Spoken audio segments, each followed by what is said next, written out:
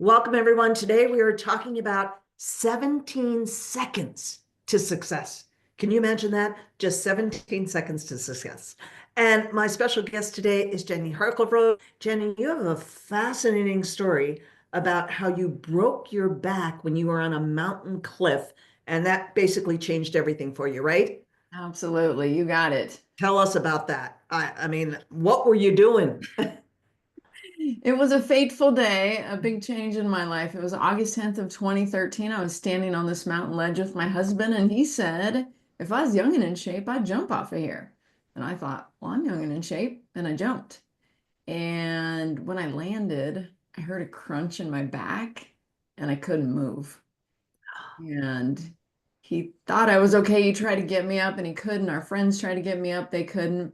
And they ended up calling 911 and 911 sent in a ground crew. It took them about 45 minutes to hike in to find me. And when they finally did, they couldn't get me up and they called Life Flight. And Life Flight came and zip lined me up to a hovering helicopter and took me to the hospital. And when I woke up, I remember them saying, "You broke your back." What? Oh, well, how far was this? Like, how Yeah. far were you jumping down? So it wasn't that far. It was like 10 feet. But what happened was just because, I jumped up and then straight down and the impact, I just landed on a rock below me. And so there was just no give. I Yeah. didn't I didn't know have my parkour moves, I just and the impact had to go somewhere and it whatever reason chose my back. So yeah, painful. Okay, so you're there, you wake up in the hospital, you've got this broken back. Then what?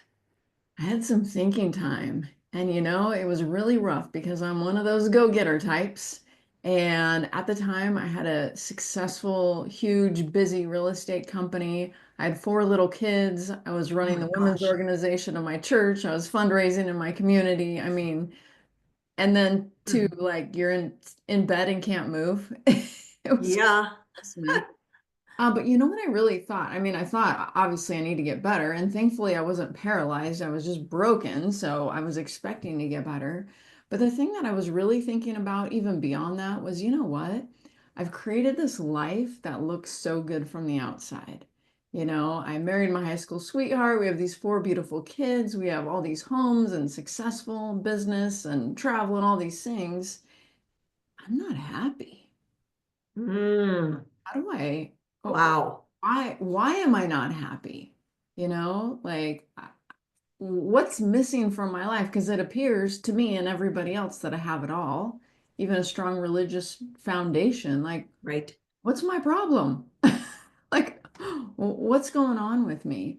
And also, why do I always tend to struggle with chronic pain issues? Breaking my back was just the next one on the list. Oh, wow. I had this So, history of, Jenny, sorry to interrupt you. Had you really not realized that you weren't happy prior to this?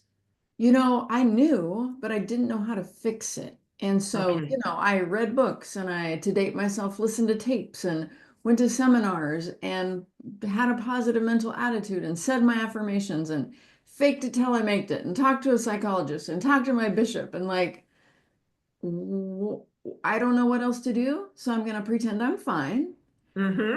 pop some pain pills, and I'm going to go make money because I'm good at that.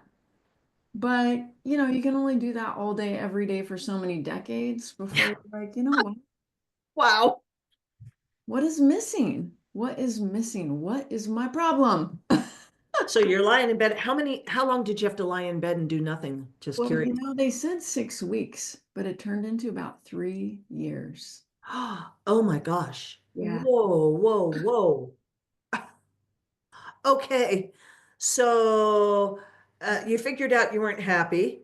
That's never a good place to start. Interesting, that we have different areas of our lives, right? And you can be really unhappy and still be wildly successful making money. Right. Or Right. you can be, wildly successful and happy, but not be healthy at all, Right. right? And broke. Yeah. Or How you do could you be have it broke and all? That's what I whatever, was trying to right? figure out. So, how did you go from this to really figuring out the science of success? And what does the science of success have to do with happiness, if anything, in your mind? I love that. So what I discovered was I met a medical doctor named Dr. Warren Jacobs, and he said, well, Jenny, you can heal yourself with your mind. Ah, I love it. Of course. Yes, yes, yes. What are you talking about? Like, Mm, this is my back. Like, it has nothing to do with my mind. And he said, well, you've been healing your back for 3 years now. You had major surgery, you've got rods and screws and a synthetic disc. The doctors say your back looks fine. You're going to chiropractor and acupuncture, massage, and physical therapy. Like, you should be fine. Like, I think it has to do with your mind. And I was like, this was a medical doctor who said this. doctor, yes. And I said, Smart man, very, very smart man, right? right. And I told him, I don't think Hmm. you're right. However, I'm desperate. So, do your woo woo voodoo, whatever you do on me. Let's see what happens. And to make a long story short, 6 sessions later, I'm doing handstands and back bends, like completely healed. Wow. Yeah. So what did he do? What is this science? Because I mean, I had a very, very unusual upbringing. My mother taught me that we could create anything we wanted, we could heal anything we wanted with our consciousness. So it's the only thing I've ever known. So awesome. But that is very, very, very unusual. Most people were not raised that way at all. So what you're talking about is, you know, second nature to me, but not to most people. Right. And, Western medicine is something hurts and there's something wrong with your body and you go fix that part of your body. But then Yeah, what happens if that doesn't work? Then what do you do? yeah. you know? And so that's where I was at. Like I was looking for anything. And what I discovered while working with this doctor is that tension in the body causes pain, which seems obvious, Yeah. but tension in the body is caused from tension in the mind. And so my mind had all this tension in it because I was this go-getter, do-gooder, perfectionistic, hard driver. There was a lot going on in my head causing tension in my body. And it tends to settle in a weak spot, an old injured spot. And so what was really going on with me is I just had tension in my back because of all the things going on in my mind. I'm unhappy. I don't like my marriage. I don't like my career. Like my body hurts. And so think about it like if you're lifting weights, you got dumbbells, and after you do it for a while, your muscles start to burn, right? Hmm. The longer you go, the more it burns. And as soon as Yep. you stop, give it a couple seconds, the burn stops. And so that's basically what my back felt like. It was burning. It felt like it was on fire, and I couldn't stop the burn. And what he taught me was the tension in my mind was causing the burn. So I needed to stop the tension in my mind. And I didn't, well, how? Like, I don't know that he would say, stop hurting yourself. And I'm like, come on now, I'm not doing this to myself. And he goes, no, you are because of the tension. Like, stop tensing your back. And I would literally touch it. Like, it doesn't feel tight. I don't feel like I'm like squeezing it or like, I don't, but it was subconscious. It was below the surface. So there were all these things in my mind that were causing this tension. And through the exercises we did together, I could see, oh my goodness, I do have a lot going on below the surface that I've been suppressing. That could cause tension. And what happened was just after 6 sessions of working with him, it just stopped. Like my body just stopped doing the dumbbells. It stopped tensing. Right. It just made it stop hurting. It just blew my mind. How did we do that? And now I went back to him and thanked him profusely, of course, and then said, so can you help me stop taking pain pills? Can you help me like my husband? Can you help me find a career I love? Because this one, I mean, it's so successful, but it's not really my purpose or passion. And can you help me lose weight? And can you help me get rid of these allergies? And can you help me get rid of my bad temper? And like the list went on and on and on. And we transformed every single thing on the list. Wow. And I just became obsessed with the power of the subconscious mind. Because the disconnect I had my whole life was I consciously wanted this, but my subconscious was programmed for this. And so I could overpower my subconscious if I really tried. But as soon as I lost focus, I went back to my old way.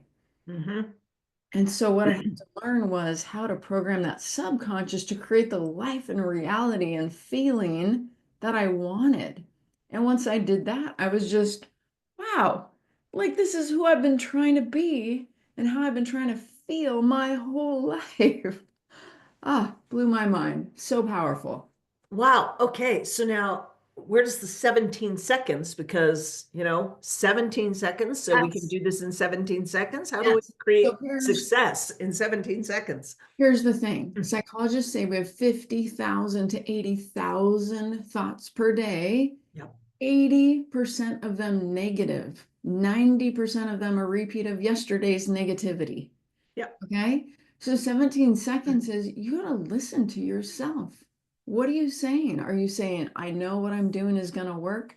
I know I'm going to be successful. It's so easy for me to make the calls, to go out and do the contacts, to follow up.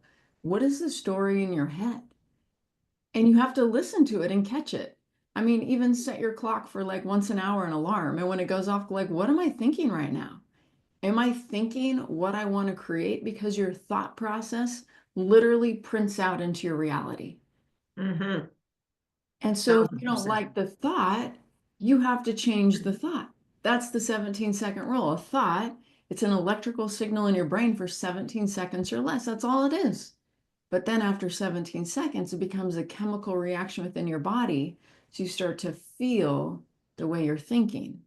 When you feel the way you're thinking, your brain brings all these stories to prove to you why what you're thinking and feeling is true. And when this goes on for just 68 seconds, just over a minute, it literally changes your energy field, which changes what you attract and what you manifest in your life. So your thinking becomes your feeling, becomes your story, becomes your reality. So Yep. you got to catch it before 17 seconds and go, whoa, whoa, whoa, whoa. Is that what I want to create? And if you don't, then change the story. Change the story. Okay, so we've got people listening to this, watching this, and they're saying, "Oh yeah, change the story." I've heard that before. How on earth do I change the story? And if I've got 50,000 to 80,000 thoughts a day, like I can't pay attention to every 50,000 or 80,000 thoughts, right? How do Right. I how do I stop them? Because I mean, it is true. We all know this. We're addicted to our thinking, right? Yes. It's actually a chemical addiction that Right. we are addicted to the chemicals that get emitted Right. from our thoughts. Right. And they're not good chemicals, but we're addicted to them. Yeah. As addicted to them as cocaine, maybe probably even more than Right. stronger than a cocaine addiction. So how on earth do we actually change those thoughts? Yeah, I'm so glad you asked me that question. And that's something I really struggled with in the past before I know what I know now. Is I would say my positive affirmations in the mirror. I'm happy. I'm healthy. I'm terrific. No, I'm not. Yeah. Yeah. Right? Right. Like, I'm just lying to myself. I'm faking it, but I'm never making it. I'm just faking it, faking it. So here's what you have to do. You have to ask yourself the golden question. How would I rather feel? Okay? How would I rather feel? So if you're feeling like whatever this thing is I'm trying to achieve, I don't think it's going to work. Well, how would you rather feel? This thing I'm doing, it will work. Like I believe it. That's what you want. Okay. So here's what you do. You take that goal, and I call it a goal statement, and I have an app. It's called Leap Transformation. And in my app, it's full of brain exercises that repattern the brain and repattern the subconscious mind, because my work is not a conscious work beyond the 17 seconds. It's a subconscious work. Once you get past what do you want different? Okay, now let's change the brain so that it stops sabotaging you. Because, like you said, it's addicted, it's habitual, it's going to keep doing it. And you can try to overpower, but then there's another negative thought. And you can try, it's like this ping pong game, and you're like, oh my gosh, am I ever going to win this game?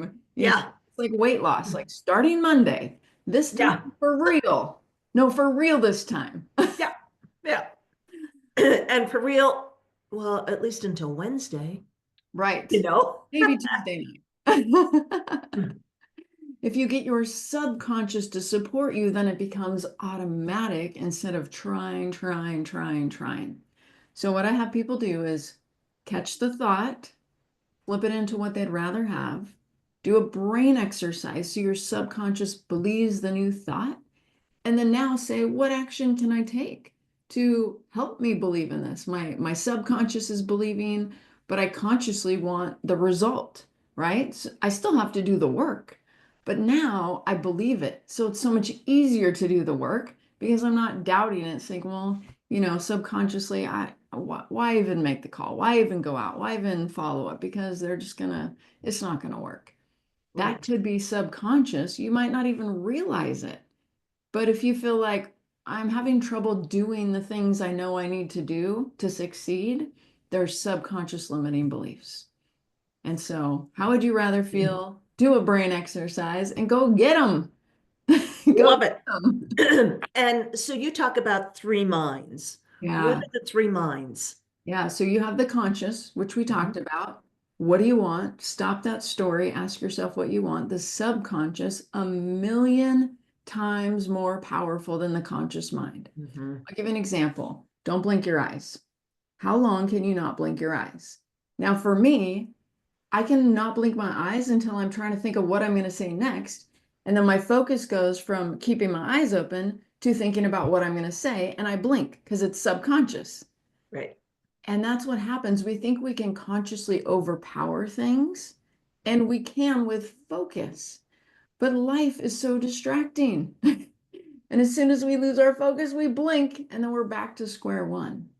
And so the subconscious mind, that power, literally scientifically a million times more powerful, according to scientists like Dr. Bruce Lipton, controls us 95% of our day. So if you're wanting to make a change in your life, the subconscious is where you want to go.